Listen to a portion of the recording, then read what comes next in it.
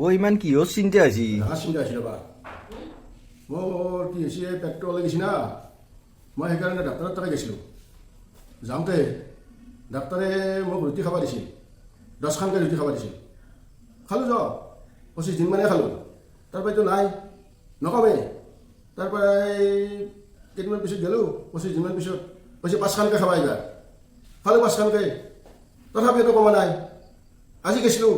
আজি যাওঁতে কৈছে তুমি 8খানকৈ খাবা তাকেতো চিন্তা কৰিছোঁ 1 কেজি আটাৰ মই 8খান ৰুটি কেনেকৈ বেলিম ক'ত বেলিম পুৰিম গোটাই 10খান বনাইছিলোঁ কিবাকৈ তাৰপৰা 5খানো বনালোঁ কিবাকৈ এতিয়া মোক 8খানকৈ খাব দিছোঁ